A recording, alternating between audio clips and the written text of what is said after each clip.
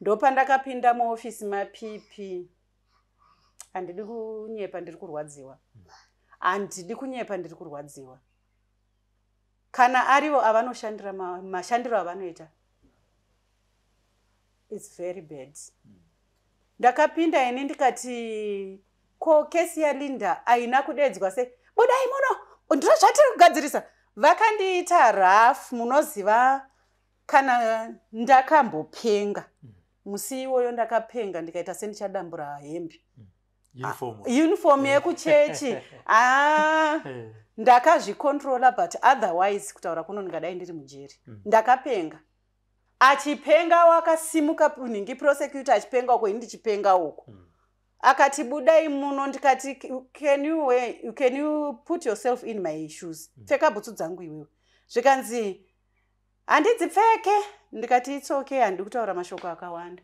This is my office, but it's not her office if isusu kana tisipo. It's her office kana tiripo. Kana tisipo isusu haana basa mu that office. Ani muri kuzvinzwa. To my surprise, docket remwana rakazvuviwa. Riri fresh, rakaenda richinyatsoitwa ningi zvimwana achitariswa pese panorwadza ari fresh. Vakati docket rakabiswa hatina basa naro. Endai munotora docket. Ini ndinda kutsvaga docket manje. Kesi yaabuse haifambirwe nemapurisa here. Ndakaita saizvozvo, but ini ndakaona kunge vaida kunditsikirira. Court inotanga na9, chiremba vanotanga na9. But ndakamuka na6 panapa. Ndikazobuda pano to 7 ndikaenda kuhospital. Ndikaita sebenzi. Whoever ari muuniform ndichidhumira kuti ndiri kuda chiremba pano.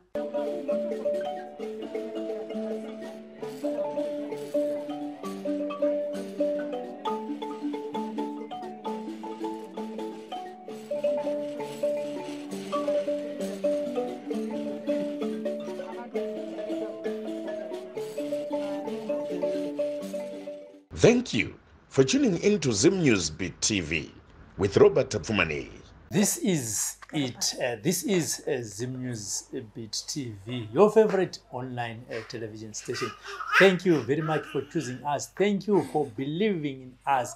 And as we say, our motto is, we put you first. Remember to subscribe to our YouTube channel and also join one of our WhatsApp groups. We have 3. And remember to follow us also on our Facebook page. Tadzoka zvakare kuChegutu. Takambokupai nyaya yakuziva kwashe. Mwana aigara na stepmother ndoku abuswa. Stepmother Linda vakazotiza vakaenda kwavakaenda. Patakasira nyaya ndepekuti Linda akange achitsvagwa nemapurisa. Tatire gai tidzokere sezvo takanzwa rinyero kupero kuti stepmother ava vanenge vakabatwa nemapurisa. Takati aiwa, isusu nyaya hatidi kuita dzekunzwa, asi tinoda kutoudza vanhu chokwadi chinenge chichiitika. Tadzoka zvakare kuti taure naGogo vakuziva. Gogo makadi? Tiripo zvangu makadiwo. Tiripo. Toti makorokoto? Makorokoto masvinu chaiwo. But after a struggle. Handiti. Tanga tiri muhondo. Linda akanetsa kubatwa kwake. Yese information yandaiwanda naiendesa kumapurisa. But maiwana information yekuti chiipa. Linda akukwekwe. Toenda tonotaura kumapurisa. Mapurisa wondibvuti vanoda the correct address. Okay. Nzwaiwo kuti zvinenge zvichifamba sei. Ini handisi mupurisa. Purisa kana anzwa area anofanira kundibatsirawo. Ndodzokera. Linda awanikwa achienda kumadziva. Kufananzi watore kuziva. Kuziva ari kunetsa uyo agariseki. Energy. At last takazosungana paukama. Kuti no ari kuningirikina, ari kutsva ndisu. Saka regai tipinde pandima yemapurisa tishande. Pakaitwa hanzvadzi yangu yakaita zvivindi haasi kushanda mukomana. Akaita door to door. Achibvunza akangoona vese vanenge vamakorokoza ovaratidza foto yaLinda. Kusvikira paakazoitwa akati munhu ari muri kutsvaga uyu ari panonzi paFiona. Ndokudirectwa kuya Fiona yachona iri road yekuenda kuZambia from Chinoi. Ndati kuChikuti. Akandifonera. Akati Linda ndamuona. ndapa police station yekuChinhoyi. Chinhoyi police station yafonera Chegutu kuti munhu wamuri kutsvaga ari pakati. Ini ndakazoenda masikati kupolice station ndakasvika na1. But I was saved after 2 hours. Chingonzi garai. Kusvikira vakazoenda kwavakaenda vakadzoka vachiti ndaita radio kumurereka. Vemurereka vari kuti havakwanisi kubata Linda because vari kure kumachonyonyo vada kutombogadha maripotsi akawanda. Then vozoenda hakusvike mota kunotoda motorbike. Bva ndazvibvunza ndikati alright nemotorbike vasungwa vacho kana vawanda vanovatakura sei. Anyway izvozvo hazvisi zvangu. Ndobva ndafonera hanzvadzi yangu. Ndikati ndabvako vatondipindura kuti information vainzwa from Chinhoyi police station makuseni but up to 1 vanga vasina action yavaita. Saka ini hanzvadzi yangu ndaifonera kuti vati hakuna transport inosvika ikoko. Hanzvadzi yangu yakati unfortunately handina petrol, handina mari. But regai ndiona kuti mangwana ndinozvifambisa sei. Mangwana wachona it was ichitatu chandaitaura nahanzvadzi yangu. So mangwana aitaura Thursday. Indobva ndamuti don't worry. Pane muCID wandakataura naye ari kucommunicate neCID Chinhoyi. Saka iwe enda kuCID Chinhoyi vari aware nenyaya iyi. Kana waenda kuCID Chinhoyi ukavaudza vachaona zvokuita. So ndo zvaakaita. Ndokubva aenda nemuCID panzvimbo pari kunzi hapasvike mota vakaenda vakasvika. Linda anga akutoshanda mukantini. Akatorelaxa akati kuno kumachonyonyo handina anondibata. Ende vakabva vakumbira kusevhwa naye chikafu. Vakatosvikotenga sadza ravo. Madrinks avo vakatokumbira kusevhwa nasisi avo.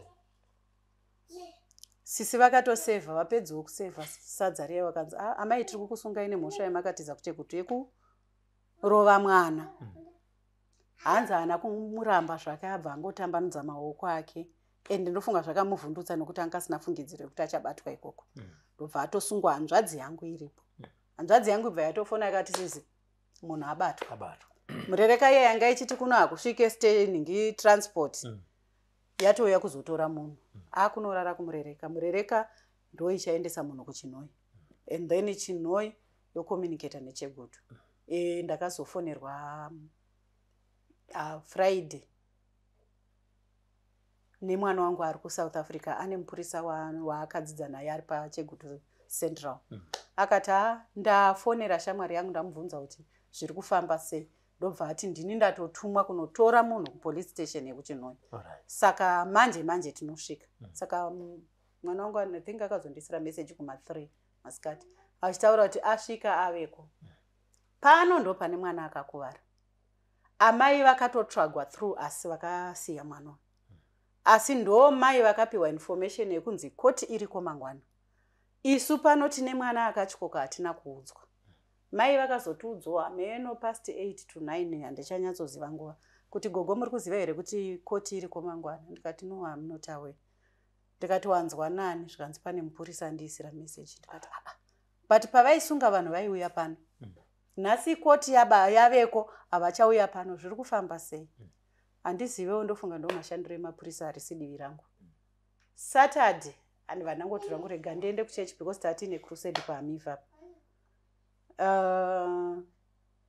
Ndakatomukira kuchechi kuma6.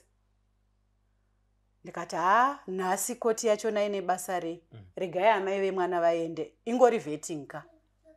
Handiti munhu onzi abhadhare fine kana kuti aende kurimandi. Ndozvandakazviudza but ndaenda kuchechi ndaifanirwa kuswera kuchechi. Ndakanzwa service yekutanga yakapera na9 o'clock. Moyo wangu wakangondiudza kuti dzokera kumba. Andakangobva pachechi ndikati ndichamboenda kumba ndodzoka. Zvikanzi kutsvene here ndikati pane issue yandoda unogadzirisa. Andakangobva pachechi ndichimhanya ndichingoisvika patara pandabva ndatowana transport. Ndinoyo kukoti neuniform yangu yekuchechi. Zvakandirambira kuti ndiuye kumba kuzochinja. Ndiri kusvika kuya ndakagara. Koti isati yapera vachideedzwa mazita. Koti yapera. Paine vanhu 2 vasina kudeedzwa. Chirudzi. Alright, mumwe handina basa nayo. Ko watavinga. Ndopandakavinga mupurisa anoshedza mazita. Ndikati why is it Linda nyama dzawo hana kushedzwa? Muchitaura kuti koti yapera. Zvikanzi handei kuofisi tinonzwa kwaPP. Ndopandakapinda muofisi maPP. Handidi kunyepa ndiri kurwadziwa. Handidi kunyepa ndiri kurwadziwa. Kana arivo avanoshandira mashandiro avanoita. It's very bad. Ndakapinda ini ndikati ko kesi yaLinda aina kudedzwa se. Budai muno, ndiro zvatiri kugadzirisa. Vakandiita rough, munoziva kana ndakambopenga. Musi iwoyo ndakapenga ndikaita sendichadambura hembe. Uniform yekuchechi. Ndakazvicontrola but otherwise kutaura kuno ndingadai ndiri mujeri. Ndakapenga. Achipenga wakasimuka ningi prosecutor achipenga uko ndichipenga uko. Akati budai muno ndikati can you put yourself in my shoes? Pfeka butsu dzangu iwewe. Zvikanzi handidzipfeke. Ndikati it's okay, handiri kutaura mashoko akawanda. This is my office, but it's not her office if isusu kana tisipo. It's her office kana tiripo. Kana tisipo isusu haana basa mu that office. Ani muri kuzvinzwa. To my surprise, doketi remwana rakazvuviwa. Riri fresh rakaenda richinyatsoitwa ningi zvimwana achitariswa pese panorwadza ari fresh. Vakati doketi rakabiswa hatina basa naro. Endai munotora doketi. Ini ndinda kutsvaga doketi manje. Kesi yaabuse haifambirwe nemapurisa here. Ndakaita saizvozvo but ini ndakaona kunge vaida kunditsikirira. Koti inotanga na9, chiremba vanotanga na9. But ndakamuka na6 panapa. Ndikazobuda pano to 7 ndikaenda kuhospital. Ndikaita sebenzi. Whoever ari muuniform ndichidhumira kuti ndiri kuda chiremba pano. Vanga vakuti muchiri mukuofisi kwaPP. Chakati kuti muzoenda kunotsvaka chiremba vanga vati chiva. Vanga vati vari kuda ningi medical report yemwana. Of which vane medical report yavakapiwa iri fresh. I don't know kuti vakaiisepi. Okay. Saka inini ndobva ndaita se. Saka ndo reason yakaita kuti kesi yaLinda isapinde muswe. Kuona kwangu inini. Linda anga singatofanire kupinda mukoti. Nokuti vakanga vauya kuzoteerera nyaya yaLinda. Vakatobva vafara vakati very good mangwana Sunday tinenge tiri tese. Zvese tinoronga. Okay. Ndisingazivi kuti zvavaironga zvii. Saka ndo zvakanyanya kusimudza hasha dzangu izvozvo. Handisi munhu ndinoda kutaura ndiri munhu anoda kuseka. Kwete zvekupopotedzana handidi. Kazhinji vanhu kana vachipopota ndinonyarara. But ndakasimuka ndikapenga sebenzi. So ndobva ndanotora dokta vakazondinzwisisa. Saka musi iwoyo Linda haana kutozopinda mukoti. Akazopinda doketi rakabuda. Doketi rakashayikwa. Ndakashaya kuti rakabuda sei. And how come kuti doketi rakasvitswa nemapurisa pana prosecutor musi iwoyo the same day rinorasika chirudzi. Dei riri doketi ragara riri kumunhengi kumachambers. Taiti mapepa awandisa. But idoketi ravakatobwa nemupurisa that Saturday ronzi rarasika. Saka zvisinei vana chiremba vakandinzwisisa ndikanyorerwa ripoti yandakanyorerwa nezuro 8:30 ndanda pakoti. Akatoshamisika ndichisvikawo PP wachona ndobva. Saka musi iwoyo Linda akazopinda mukoti here. Imi pamama kunoita zvemedical report. Akapinda yakati akadzoserwa kumasales. Haana kupinda mukoti akangonzi ngaenda anovhetwa pawindow. I don't know who is vetting, what is going on, I don't know. Ndokubva avhetwa zvikanzi ngaaende kumasales.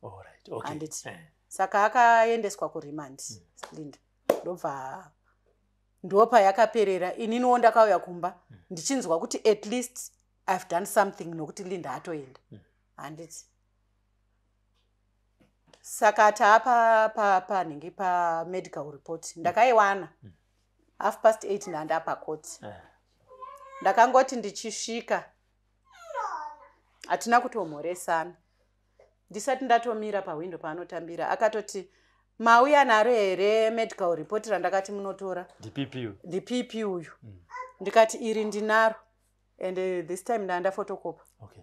Ndotori nemacopies achona but harichisina value like yanga iri ndipo kutanga. Ndikati ndinaro iri.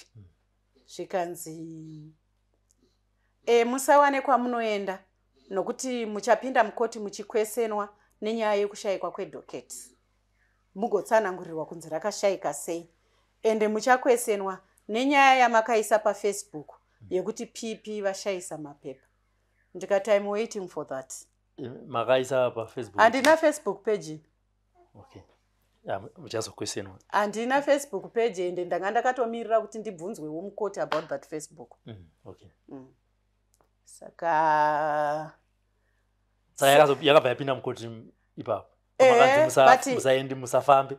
Ina handina kwandaenda nokuti ndandakaimirira. Kutaura chokwadi ndandafunga mweya wekuti nditransfer this court to Chinhoyi or Harare.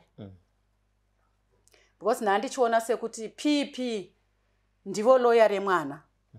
Kana vachidai achamira nemwana uyu ndiani. Saka ndanga ndichida kuchinja nzvimbo. Saka ndakabva ndazoti ndikukumbira kuona DPP mukuru wemaprosecutor acho. Zvikanzi ndini. Tikati if it's you hapana chandogona kutaura newe. Iye wacho wamamuchipopotedzana. Ndikati kana murimi ndina chandotaura nemi. Tosangana mukoti. Saka wose zvinei mupurisa aishedzera mazita on Saturday. Prosecutor wacho whatever the team yanga iri kushanda panyaya iyi on Saturday. Yakabva yaiswa paside. Okay. Tanga tina prosecutor mumwewo, tina magistrate mumwewo. Nyaya yakafamba zvakanaka nokuti neni ndakaona kuti magistrate vari pabasa ravo. PP vari pabasa ravo. Ende ndakapiwawo nyaya nguva semunhu akadhiraivha kuti nyaya iyi yemwana asungwe. Ndakatopinzwawo muboxi ndikapiwawo time yekutaura zviri pamwoyo pangu. Ende ndakataura. Ndikadzimara ndikabvunzwa kuti sekukuvadzwa kwakaitwa muzukuru wenyu, how do you feel? Andakabva ndarasira handbag kwakadaro ndanga ndaemotional. Ndikavaudza kuti kwete kuti ndakanzwa sei. Even right now, I'm not well. Ndikurwadziwa nemwana uyu. Zvikansaka kutarisa kwenyu tingamupe mutongo wakadii. Ndikati kana zvichibvira mupei mutongo unomurwadzisa sekurwadzisa kwakaita mwana. Verengai mafractures ari panenge. Zvikanzi meno papa kanyorwa unzi chii zvezvo kutaura tani mafractures akawanda wanda. Zvikanzi mwana waimurova nei zvikanzi neshamu. Zvikanzi shamu inotyora mwana kudai. Pakanzi pane mafractures akawanda. Zvikanzi aiwa ndaimurova nebroomstick netambo yemagetsi. Akabva atosimudza enga yangu. Ndikati nokuti ndakazenge ndakutaura out of the interpreter. Ndakufesana namagistrate tiri tu. Ndikati ndoda kubvunza imagistrate kuti kana musungwa asungwa maweapons angachishandisa mapurisa vanoatora. How come kuti maweapons aiponda mwana wekumba kwangu achiriko? Mutemo yakachinja here. Vakangozunza musoro magistrate.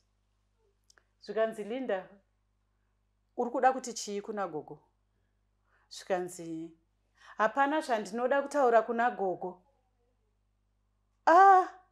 Magistrate vakagumbuka. Makambonzwa magistrate achitaura nechishona munenge mukoti. Vakati muburitsei izvozvi. Not even a sorry. Ibvapo buda. Tikabva ndatoona kutoti at least neniwo kana kwaane munhu ari kutaura akamiririra mwana not inini. Mwana haagone kuzvirwira uyu. Mwana anoda kutorwirwa nesu vakuru. Dei akarova mwana ane 15 years tinoti aimudzosera. Kutyora mwana asingagona kuzvivhikira. Magistrate ndopa vakati ndarwadziwa baba vemwana uyu namai vemwana uyu vari kupi? Naivo ndoda kuvasunga. PP ndopa vakati baba wakatosendenzwa. Amai vemwana ndobva vasimuka zvikanzi ndiri pano. Andofunga wakangoona zvavo kuti regai tingozvisiya. Saka takazonzi judgment musi wa9 October. birthday papaine vanotora mavhidhiyo musi weSaturday, vaitora musi weSaturday kana vakatora mukuti nezuro. I think manga muchanakirwa henyu nokuti pakatomboita mutambo. Ndakambonzwa vachinzi hama dzaLinda dzakambenge dzichifona dzichiti help wami naye Florence ngabve ipapo. Ndizvozvo chaizvo. Mwana waLinda anonzi Panashi anogara kuHeathcliff. It's Heathcliff. Ndiye akafona pafoni ya Florence. Usiku tatorara, I think kwakwa kuto ma10, but foni yakashandisa haisi yake. Namba yakashandisa haisi yake. Akafona akati Florence akabva angoti gogo uyu ndi mwana wanhingi waLinda ari kufona. Linda anga achimbondiisira ma-threats. Saka handichada kumudairai musinganzwi. Pamwe ndiye Linda ada kutaura nefoni yemwana wake. Ndobva ndanguti isa paloud. Bhedhi yanhingi yaFlorence iri uku, bhedhi yangu iri uku. Vandati isa paloud woisa pakati foni.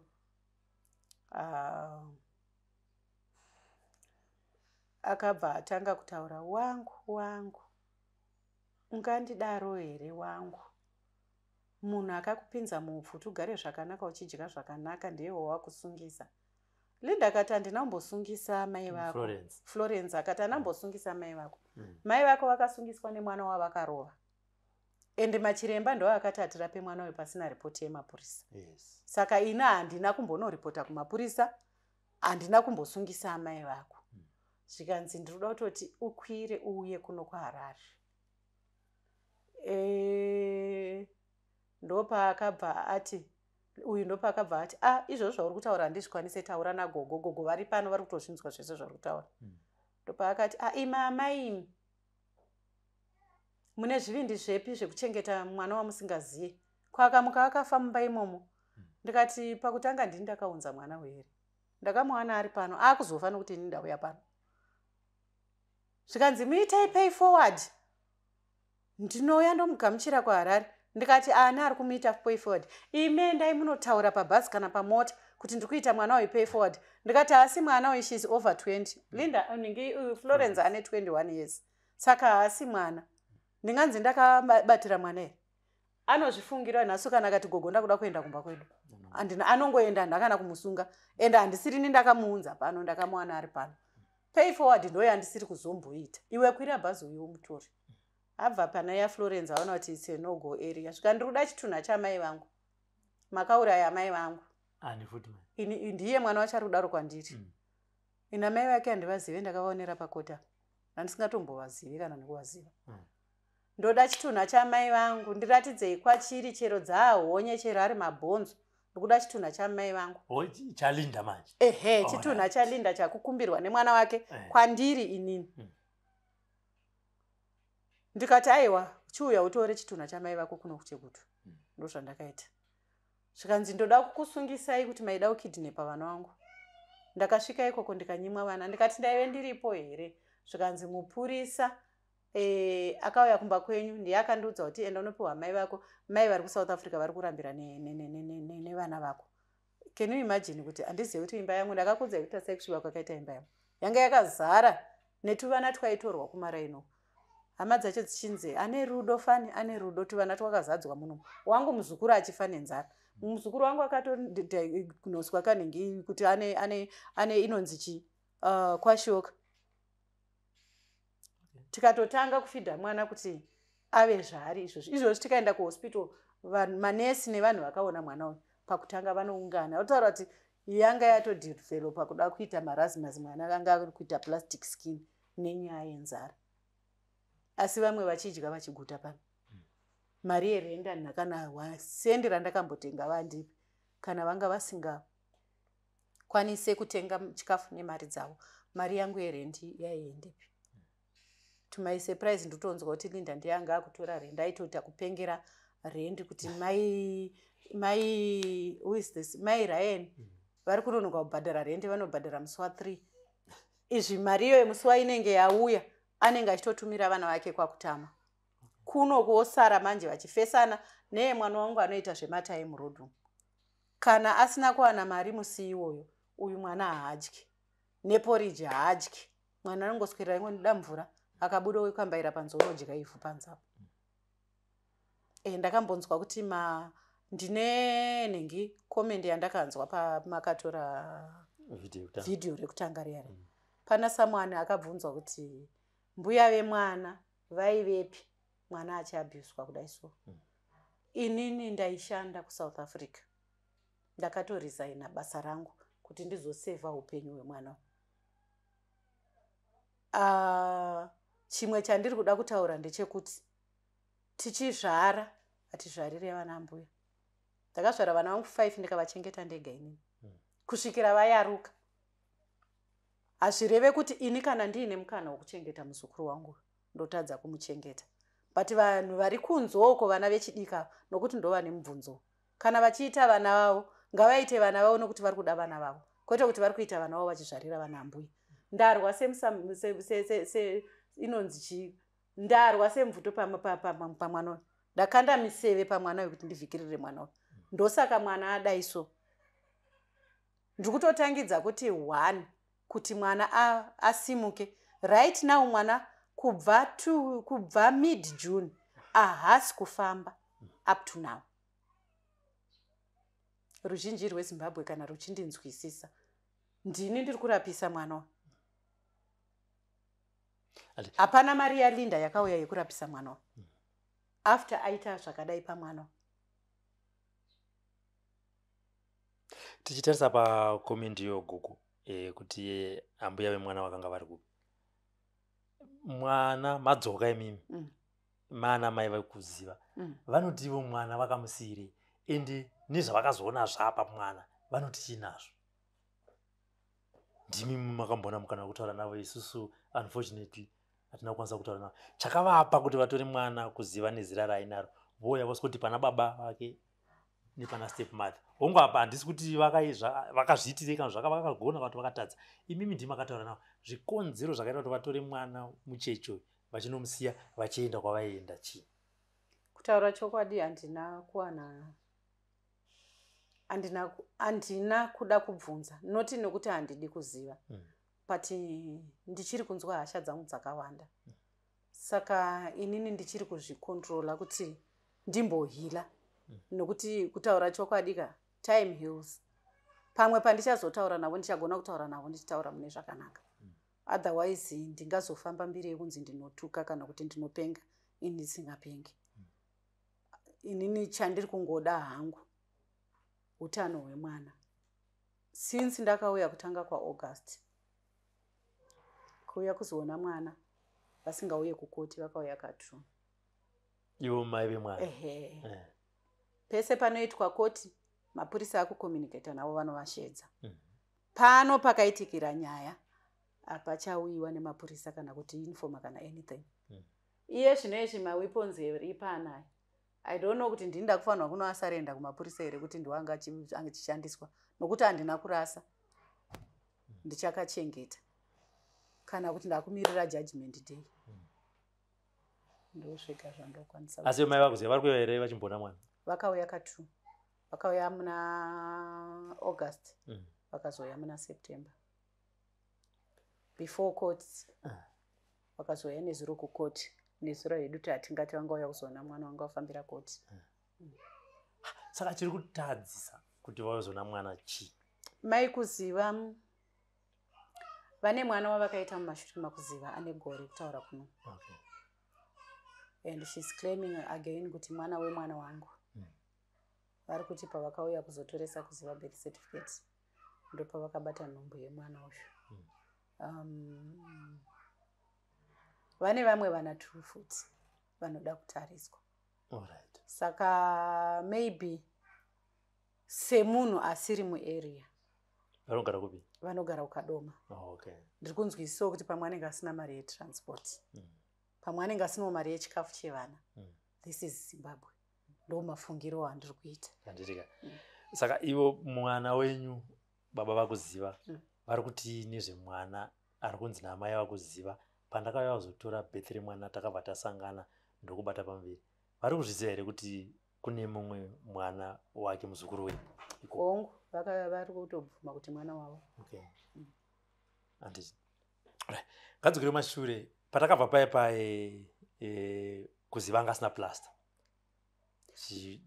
Ndakazonama kunitumira mapicha muchiti kuziva tazodzokera futi kwachiremba muchiremba kunge akadonha kana akaita sei nditsanangurire kubva pandakabva zvazoita kuti tizodzoka nazo zvakare kuziva aine plaster makumbo ese. Ya pamakauya paya kuziva ndakanga ndamubvisisa plaster a week before.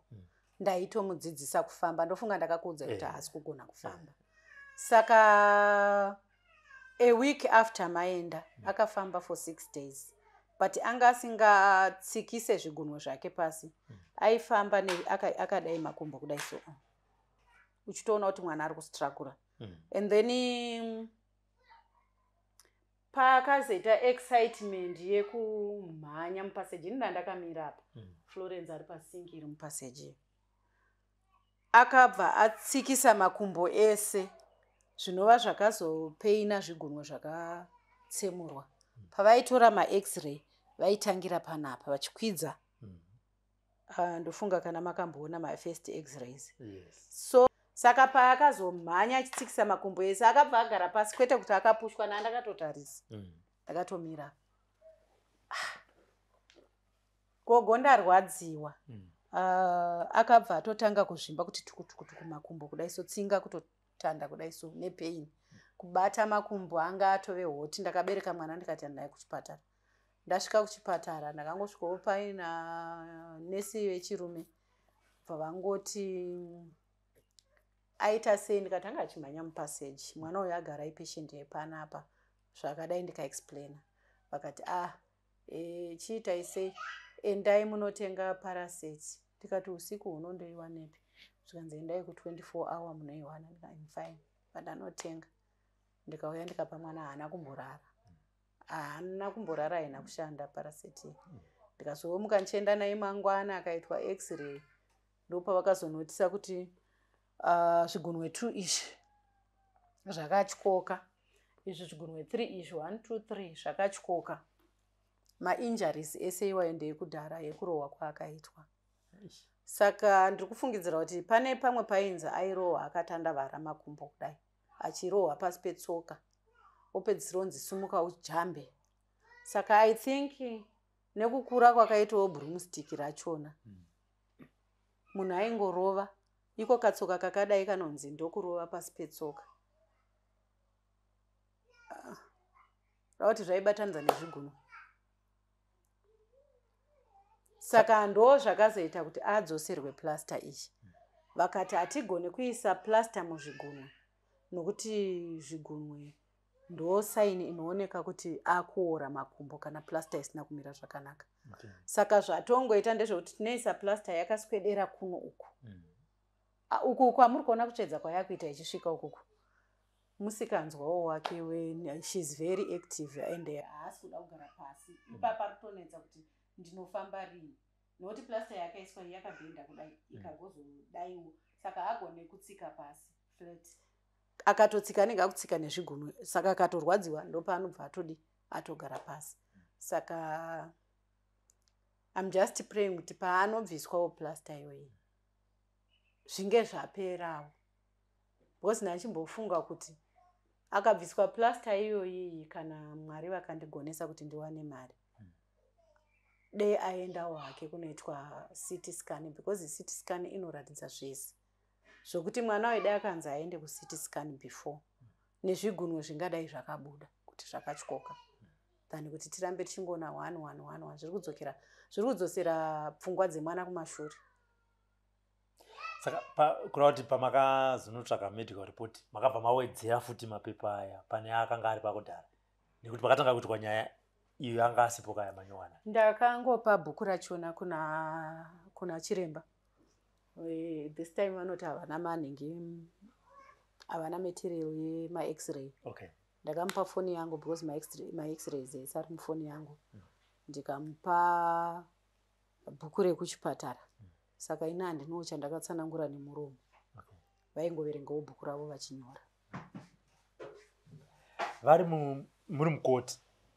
Pipi achiverenga Linda ainzi tiri kukupa mhosva ichi kandi Linda wabatwa nemhosva ichi yaita kuti nhasi umire mudare redzimhosva yekurova mwana zvakaipisisa kusvika kuti mwana akuvare mabhonzo. Akabvuma mhosva dzake kana mawitness haana kuzombosimudzwa. Munhu akangomira against Linda ndini ndiri 1. Mawitness vakangodedzwa mazita kuti vaone kuti varimwo here. Witness akashayikwa i1 wepanext door apa ndiye asina kuenda. But mai Ryan vaiveko, Florence aiveko. Iniwo ndakamira mukoti sezvo futi ndirini ndakadhiraivha nyaya kuti munhu asungwe. Baba vemwana vari kuti chini? Baba vemwana he is no longer kuside kwaLinda nokuti ari kuti anga asingazivi kuti ndo treatment yaipiwa mwana wake. Asi semunhu aibuda vana vakarara odzoka kudzoka zvake haanyanye kunonoka kudzoka. Hatingati munhu asvika na7 ari late handiti. Asi Linda ainzi kana aita mabasa ake iwayo vasina kurohwa nearohwa vese vanobva varariswa mumagumbeze mamwe chete kudai so. Baba vakasvikota kubvunza vana kuziva notashedza kuziva sei kwaivo vana vakawanda kudai so, but wake kandi kuziva. Zvapera izvozvo izvoti izvochi vana vatorara kudhara ende vana kana vanzi amuvhure maziso kana dhedhi vauya havavhure nokuti yanga itori shumba yevana Linda. Ko kama iri kuiteiko musoro? Right. Achitaura mukoti anoti mwana aimuroverei. Vana toziva kuti vanoita misikanzwa nditi discipline kana kutsiura mwana. Iye achitaura mukoti anoti mwana aimuroverei chii nebroomstick kusvika pakumutyora makumbo. Inini pandakazopinda I think izvozvo zvanga zvabvunzwa. Ndakangosvika achinzi mwana wakamurova nei? Akati ndakamurova neshamu. Vakati shamu inotyora mwana kudai. Zvikanzi aiwa ndakamurova nebroomstick netambo yemagetsi. Akapedza akati ndakarova vana 2 chete ndo vandakakuvadza. Majesty vakati tikutaura nenyaya yemwana. Vechi2 havasati vamhan'ara. Saka stick to the point. Tirikuda ushu. Saka mumwe wakakuvadza ndo? Mumwe waakakuvadza Florence ndiye anonyatsomuziva. Patu vana twacho toenzi panapa zvake ndewe. Hazi. But mai vacho pavakauya kuzotora mwana pakauya vakadzi 3. Hanzi mai vacho vakatodonhedza musodzi. Mwana anga kazvimba apa. Hanzi panga pakatodai sezvazvakaita pakuziva. Kuziva ndairohwawo nebhurumu uku. Hanzi aingonziwo kuziva musiyo kana asida kumurova zvakanaka. Itaso maoko ako hanzi kuziva anga asingachema ingodai. Tarisa hake kusaidi nokuti ainzi usanditarisa kana kuti otarisa pasi. Ndo upenyu hwake hwokuti ainzi tarisa pasi usanditarisa. Freedom aiwana pandiri ushu yekuti kunobatwa munhu, kunosimudzwa munhu, kunodi. Ndosaka muri kuona chingoti 2 minutes auya pandiri. Haana kumbowana love yakafanana neyaari kuwana munhu. Saka kana akanzi handisi kuda kurova maoko wasimudza maoko achindoda kurova maoko ndiani? Tambarara makumbo aibva angogara pasi otambarara. Hanzi anga asingacheme nokuti akatoudzwa kunzi aucheme. Vairova kusvikira vaneta. Omusiya. Saka gogo dzidziso yamungade kupa kuna baba wako kuziva nesu varume takatarisana nenyaya dzevana tizoroora mamwe madzimai tiine vana vedu mabatirwo anoita vana vedu tisipo kana nekusaziva kana kuti tanyura murudo ndeyekuti chine kuti ene tichitarisa pano nedzimwe nyaya dziri kunetsa dziri kutendera pasocial media dzana baba vasina kukwanisa kuchengeta vana vavo nekuda kwekuti step mother vanenge vakavharidzira kana kuti zvinenge zvisingaoneke here kana kuti panofamba sei. Saka kurudzira mungade kutipa nezvamaone minde kuti uye zvakare ndimi makwegura. Inini zvandiri kuda kutaura ndezvazvo ndezvokuti chandokurudzira ndechekuti munhu ngaave nemukadzi 1. Hello, my sweetheart. You can come in. You can come in. Sure. Yeah. The chairs are there. You can take the chairs. I'm sorry. Vogara pamvuri. Kana kuti wopinda zvavo. These are the kids. We are almost done. These are the kids which prayed for Kuziva. Kuziva. Okay. Yeah. All right. No, that's fine. Miss Pemba, you can sit down. Yeah. How many did you bring today? There are only 2. There are only 2. Come in, girls, They are come. coming here for a certain reason. Okay. Come. Oh, I love you. Come. Come to Gogo. Come. Zvititi kurudziro nedzidziya mungade kutipa isusu vanhurume. Kurudziro yandinayo kuvana vasati varoora. Hakuna mvura isina chura. Kana waroora mukadzi wako, gara nemukadzi wako. Kana waroorwa nemurume wako, gara nemurume wako. Nokuti ndoda kutaurirai chokwadi. Kana wozonotora ukaona stepmother vanoda mwana, ivavo vakafemerwa naJesu. Ukaona stepfather vanoda mwana asiri wavo, ivavo vakafemerwa naJesu. Nokuti iye zvinoizvi tikatarisa va stepfathers ari kurepa mwana auya naamai. Otoita nhumbu. Tikange takatarisa iye wangu wamuri kuona asinganzwi uyu. Muri kuona maplastani. Results a stepmother. Saka vedu veka vanhu ngavadzidze kugara nemunhu wake. Hakuna mutsvene pano panyika kana bhaibheri rinodaro. Iye iwa waramba uchiti uchanowana ari nani. Zvaakureva kuti anoita nani kuti ndiwe wakamuumba. Hapana munhu akasika munhu. Kana wakuda ari bheta kawotonoumbawo madhaka ufemera mweya wako waunokontrola. But kana ari munhu akasikwa naMwari hausiri unomupa pfungwa. Saka hatidi kunyeperana kuti you have a better wife or you're going to have a better husband. Munotofanirwa kutoti kana maita maissues enyu, kana uchiona kuti uyu ari hai mumwe ngaadzike. Nometa murume kana kuti mukadzi. Murume akauya achipenga mukadzi ngaadzike. Mindiro nyoro inodzora kutsama. Murume akasvika mukadzi achipenga ngaarege kuti nokuti ndiri baba pano. Masimukati anzani ndiwo ari kuparadza dzimba dzevana idzi. Vanhu ngavagare pasi nokuti hakuna wauchaona mutsvene pano panyika. Tese tiri vatadzi pano panyika. Saka vanhu garai nevakadzi venyu vekutanga. Handimboda kana kupa advice yekukurudzira kuti ye unozowana mukadzi akanaka unozowana mukadzi akadini. No, munhu ngagare nemukadzi wake iyeye. Handiti kumhuri weZimbabwe kusanganisira shamwari dzakuziva dzaisa minamato dzichiuya kuzotamba naye, vamwe vakakupaiwo maideas ekuti dai madai mungade kuvatiwo chii pazuva ranhasi? Ndiri kuda kupa a special thanks kuvanhu veZimbabwe. Ndiri kuda kupa a special thanks kune vese vakavhiewa interview yatakaita namukoma Robert pano. Bedwe ndoda kukutendai. Macomments enyu akabatsira zvikuru. Nhasi uno tiri patiri nekuda kweruzhinji rweZimbabwe. Nyaya yakuziva kwashe hatizirisu takagona kuti ibudirire. Ruzhinji rweZimbabwe rwakaita kuti ibudirire. Nokuti kana dai yaida kutsikirirwa, ini ndega ndandisingazvigoni. But ruzhinji rweZimbabwe makapindira nyaya ikafamba zvakanaka. Tangomirira judgment. And ndinoda kutenda vana veSweet Angels. Tine 2 vatouya panapa. I once worked there. Okay. Mosi yakushanda nevamwe zvakanaka kwakadi. This is my boss.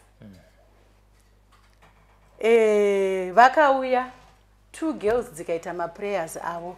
The powerful prayers. Dzandiri kufunga kuti Mwari vakanzwa kuchema kwevana nokuti vakati regai vaduku vauye kwandiri. Saka ndiri kuti ini Mwari vakanzwa kuchema kwevana vaduku vakaisa munamato. Shamwari dzakuziva dzakauya dzikanamata. Vakauya nefruit basket. Kuziva every day ari kudya zai. Kwete randotenga. From Sweet Angels. Kuziva every day ari kudya mazai anobva kuSweet Angels. Saka handidi kukunyeperai. Ndoda kutenda kune vamwewo ma-individuals. Kunotori nevamwe vakatotenga mbatya dziri kuHarare kwadzisati dzasvika. Dzichauya naConstance mwana wanzvadzi yangu. Kune vamwewo vakanditumira mari vachiti gogo endai munorapisa mwana. Shamwari dzangu dzekusvondo yanda ndichipinda nayo kuSouth Africa. Nokuti inini Mwari ndo vandotungamidza pamberi. Saka ndoda kungotenda kuti vedu zvese izvi zvisaitirwe inini chete. Kuziva achiri kurwara hatisati tapedza kumurapisa. Ndichiri kuda minamato yeZimbabwe kuti mwana apore, agone kufamba. Semaonero andiri kuita kuziva kwashe ari kuda futi psychologist. Because ndiri kuona kuti mwana akadzoserwa kumashure. Ini ndiri munhu anotamba nevana, ane kuita kaanoita kanoratidza kuti she is backwards, akadzoserwa nekuda kweabuse kumashure. Saka handirika no tinotenda gokwakuziva. There you heard it, Zimbabweans. From day one, the first day that we came, yakanga iri nyaya yakuziva akaabuswa nastepmother vake Linda ndokutiza ambuya vaLinda sekutsanangura kwavakaita vakazivisa musoro pamwe chete nehama dzavo. Hanzvadzi yavo ikaronda Linda kusvika amuwana ave kutosenza mukantini ndopaakazosungirwa. Kutaura kunoko ari kurimandi. Judgment sekutaura kwavaita ichabuda musi wa 9 October. Chazokupai update kana mwari wachinga watendera kuti Linda atongerwa zvakaitwa sei. Sekutenda kwavaita kumhuri yeZimbabwe ivo zvakare rubatsiro vachiri kurida. Tava taitawo rombo rakanaka kuti ma sweet little angels abva auyawo zvakare. Ndofunga maona tiri pakati peprogram vachipanana hagi nagogo. Regai tinzwe kuti nhasi vaigira chii kuziva tichivhara program iye zvakare nhasi tombonzwa munamato kubva kuSweet Little Angels zvakare. Ndiri kuona memwe hazori grocery deredere principal asaderedere ini Robert nekuru yangu vaedzi vauya kuzona mbuya wavo kuziva kana kuti ndira kuziva nambuya. Can you go to Miss Pemba? Go to Auntie Pemba, Nicole. Let me just greet you all. Nicole, go and stand in there. Tandika, come, go sit here. Oh, you can face this side, Nicole. I was eating ice cream. But face is smashed. You can leave them. I have a tissue here. My parents were Sweet Angels. Vakabatana zvikuru nenyaya ina nhasi vari kuziva kuti zvakamira sei. Saka ndine vabereki vairi. Mumwe akatumira mari akatitengerai mwana zvamunoona zvinoita. Akatumira mari. Can you stand that at the side, Nicole? I want to push that. Oh no. Okay, this is for Nicole. I wanted Nicole to stand now. Nicole, you can stand here, my dear. Stand there, Nicole. Stand there and face here. You can face that side. Good girl. So Nicole's mom, first to Amuya vanochengeta Nicole vakatiwo mwana ngaatengerwe zvamunoona zvinomuringana pamari yavakatumira. Vakatumira $30. Ini nokuona kuti zvingaivowo zvinoringana ndezvipi. Takambonhonga izvo zvamuri kuona zviri papeji zvatoita adeno ndo zvakwana pamari yacho zvaita about $29.50. Mai vake vari kure chaizvo asi vakangoti mwana iyeyu ndewangu. Mai uyu Tandeka vari kurewo asi kubudikidza gogo vatouya vaine zvese zvatiri kuona izvi zviri pano izvi. Vakati mwana ngaadye abikirwe nokuti panga paine nyaya yekuti mwana uyo akanga akatombita marasimusi chaiwo kushaya chikafu. Saka vatumira izvi avo vatengawo izvi. Saka nangoyo nevana vacho kuti vangotiperekedza kuti tichiisa zvinhu tichenjika sara kedhora ndofunga ndokanzi todai sikiri ndangotenga takoya asi ndinongoti vabereki vese veSweet Angels they have kuziva kwasheke clean and prayers because zvakopa zvangoita kuti patiri kudzidza nezvephysical abuse vakazvionera vana vakuzviziva and zvakatovarwadza. Vakati vaiti vangotendawo nemukadzi uyo vabereki vanonzwisisa kuti zvinenge zvaitika kuno umwe mwana zvaitika kumwana wavari munhu. Pain yacho inoramba iri imwe cheteyo. Dai justice yauya kune munhu akaita this, the perpetrator will really felt bad when we heard about this stuff. Otherwise ndozvandingangotaura. Gugu wakuziva izvo zvabva kuna mai vaniko namai vaTandeka munototi pazara nhasi. Ndoda kukutendai vana vangu nemoyo wekubereka wavabata vasikana.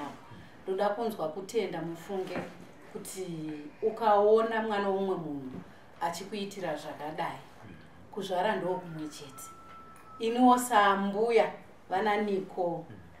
I'm going to pray for Nico. It's Nico and you? Tandeka. I'm going to pray for Nico and Tandeka. Kuti vave neupenyu hwakanaka, vakure vari vasikana vakanaka, vane rudo serwamai vavo, serwanamai vavo. Vadzidze kusvika kuuniversity, vaite malawyers edu achamirira vana vakadai.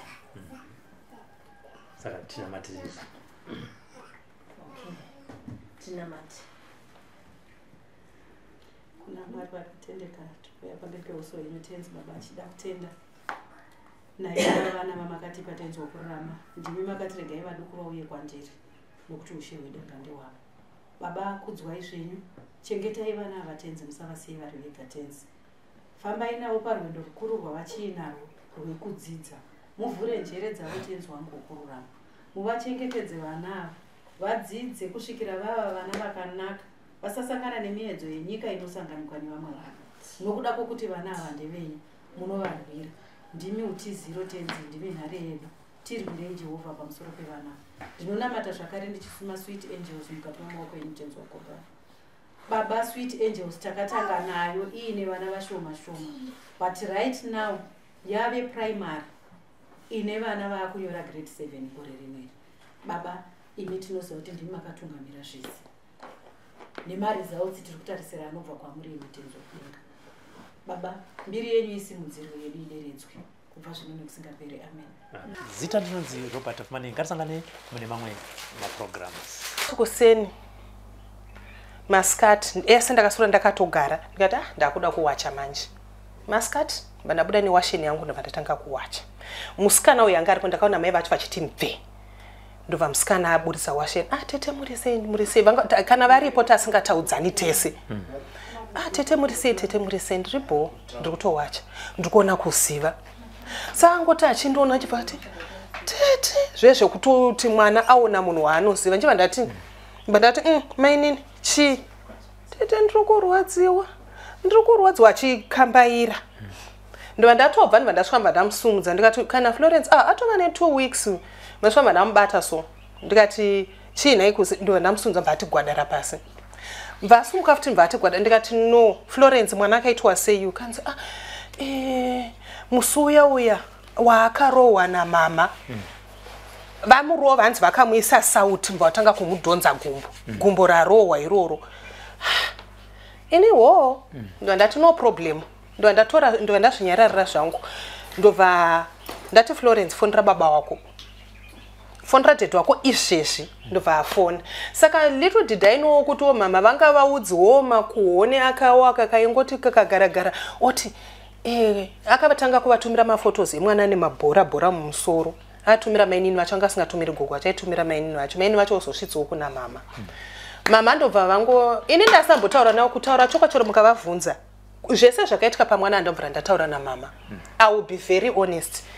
Vanga vasitorina nhamba dzangu. Ndobva ndakagara panza pamama kubva vafona. Mai Ryan kuri sei ikoko ndikati tiri right mama. Aunditi uri kuri right. Izvezvi wakagara ipapo polisi iri kusvika ndikati akuzodii mama ukanzi akusungisa inese. Mwana anofa makagara. Ndopa ndikati mama isitaitotyawo kudzingwa pamba. Tatakapiwa notice. Saka tati chitotyawo kuti tikaripotawo kuti kune urwe zvadai so tinodzingwa. Vakati kurumidza ndopa kuti baba vacho vachisvika. Tichinyatsowirana kuda ndakatogara apa mwana ari pasofa apa. Mwana apfekedzwa na Florence. Ndo ndatora mwana bva ndabereka. Ndikati kuda ndipo zvekadhi remwana nditsvagire chiro chibhuku. Mvatova nechibhuku chake iye chakanyorwa kuda kwashe. Chakanzi kuda kwashe 23 years. That was kabhuku yekudhara. Ndova ndatobereka mwana kuda ndvatoti ndakantobereka vati putseke masuwa ninge atete wako. Enda na tete wako. Endai chenda vatatobuda. Tikatobuda inini Florence nemwana. Mukadzi anzi akati achiuya ndobva audza kuda kati mai Ryan vaba mwana vaenda naye kuchipatara kana kuda vana kuba mwana ndindavapa vatoenda na Florence. Isi chisvika kuchipatara ndakangoto sezotaita zvokutora mwana utongonorapwa nekudzoka. Nanisina kucherechedzwa kuti mwana kwese uku munhu mutsvuku. Saka anga ane tambo dzemagetsi. Airohwa kanonzika cable anorohwa rine cable nebroomstick. Anotozviziva akwatomuti shama anonotora kana kuti mwana wemusikana ukamuti shama anonotora broomstick necable. Ndobva saka nesivo vaminoti vakangofunga semba vanditi Christine mwana akaita sei. Ndicho ndangoseka ndvanzi mbva wamukurura hembe. Anga achiri nefresh unzu munzeve mese mumuhuro zvese kanzi ndoda kukusungisa unoziva mutemo sandikuzokusunga ndikati sekuru musadero kanzi mira vakutofundira polisi social welfare ipapo vese mbva vauya mwana mbva akururwa hembe. Ndikati nangu mungangondisunga wangu ka but handina chandoza iyo shamu yake. Anotoiziva muridzi. Ndikati inangu mungangondisunga ka mufunge nditoriwo loja ndogara kuseri. Ndikati moza zvangoitika izvi ndezvongoti ndiri loja rinongoriwo neinterest mwana uyu ndinomuda bosi mwana uyu ndindakatanga umuchengeta saka ndosaka maona ndaita zvandaita dai ari umwe munhu asina hangu basa nazvo. He chinchinyi wati mapurisa atoya paipai. Uyu musikana nenyaya yekuti pamwe asati ambosungwa angoti achiona mapurisa achibatira hemahandicafs ukanzi takuto akabva apfugama mbanzi mina nditaure chokwadi chese. Vataura zvese ndobva tazogara kuchipatara ndobva ndagara nemwana ndobva tazonzizo x-ray kutotariswa mwana uku ane 3 fractures uku ane 2.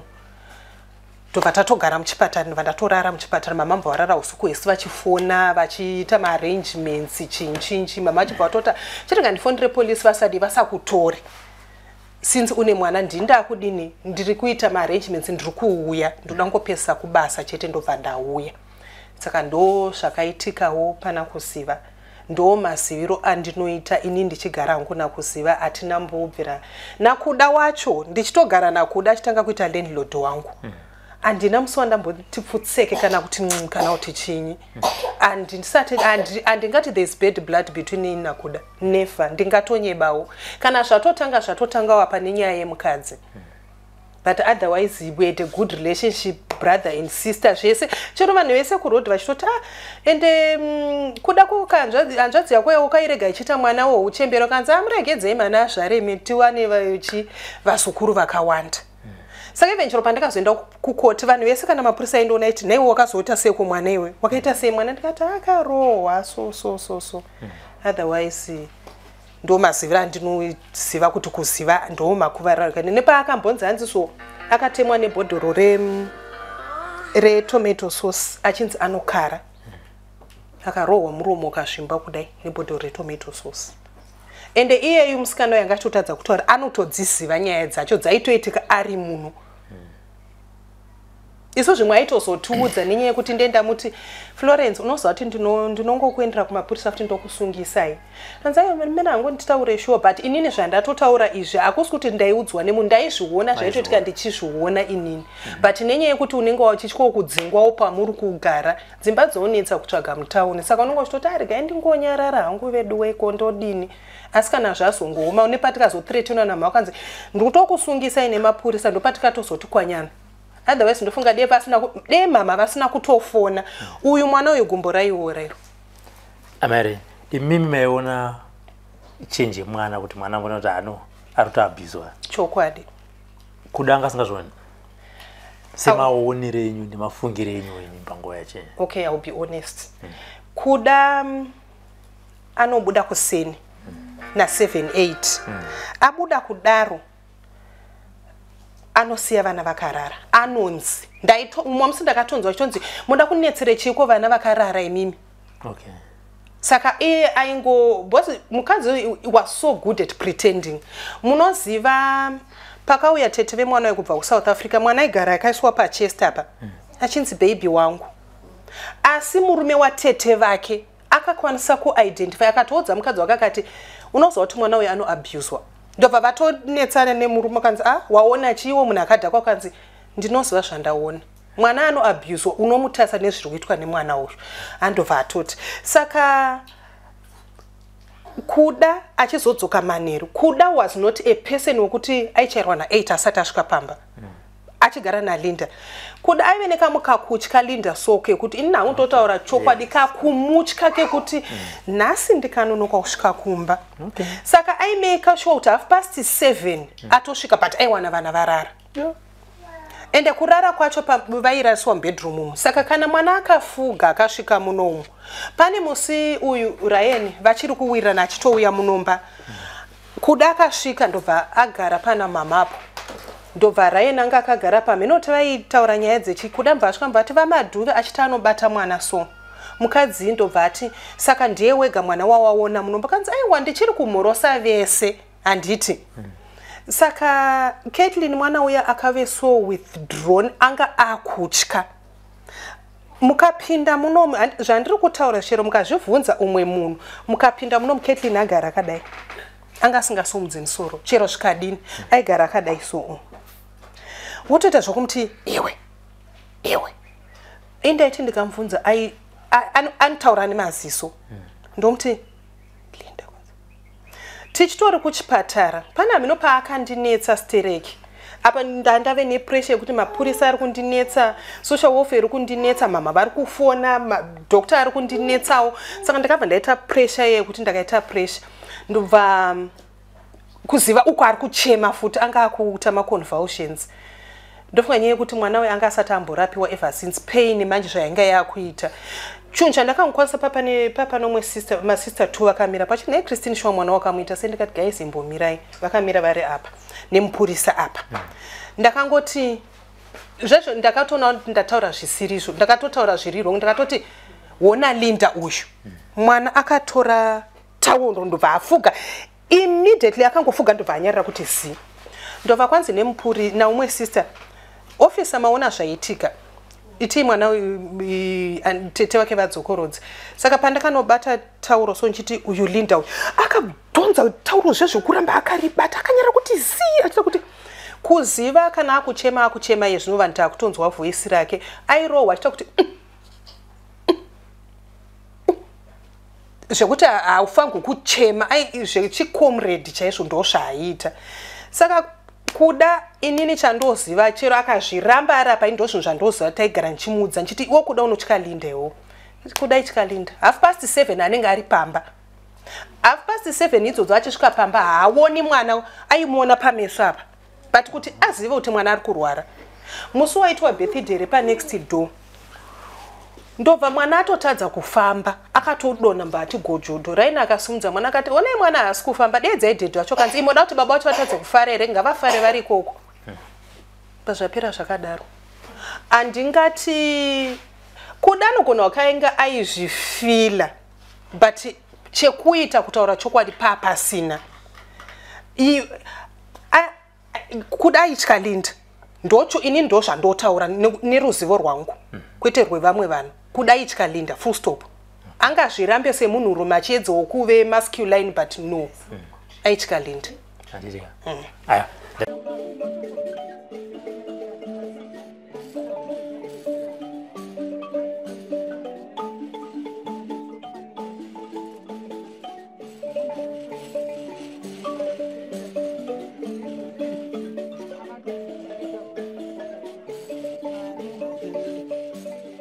Thank you for tuning in to Zim News Beat TV with Robert Tapfumani.